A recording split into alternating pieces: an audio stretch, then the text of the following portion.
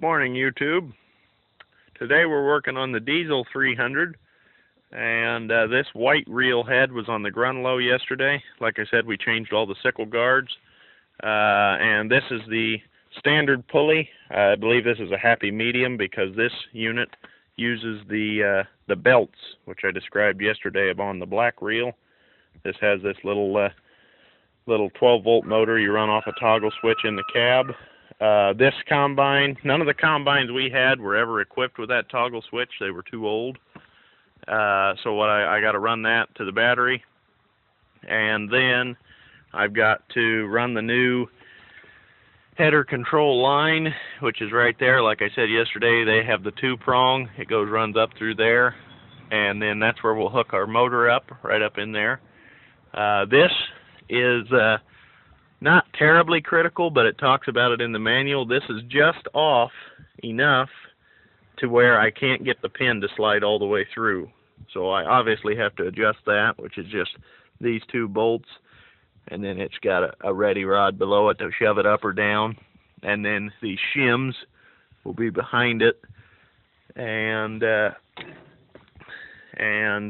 still have to work on this shield. I found it up in the parts loft, but I'm probably going to have to slice this off. It obviously isn't going to slide in that anymore, and put some wing nuts on it. And by the end of the day, it's already almost noon here. That'll probably be a full day.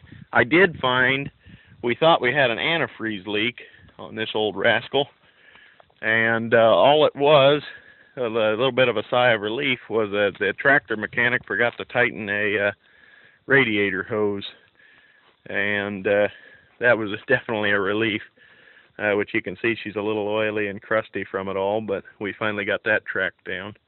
And we do have to go to our big sprocket on this, and this is something that Charlie came up with, and maybe he's seen it on an old combine. This large pulley here becomes out of kilter as it fatigues over the years, and you can kind of see it there. It's not quite in line, so adding that little turnbuckle below there, that just helps to give that a little more rigidity. And another interesting feature on this combine is this disengage right here. This is the only one I've ever seen with that on there.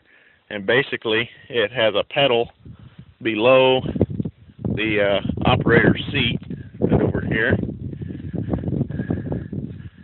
And if you had something coming in, you thought, oh man, I'm going to slug, or you picked up a rock or a log or something like that, you're supposed to be able to slam that pedal down and it'll stop that. I don't know, I've never had to use it, but it sounds nice in theory. This machine does not, I believe the Grunlow is the only one that has the alarm, the rethrash alarm tripper here, which is just basically, this just pops out, and it's supposed to sound a horn, but of course these machines are getting older every day, and they don't work like they used to. So I don't think that one works on this one, but we might try it. And I think all in all, I'll check back in with you this evening, and hopefully we got somewhere.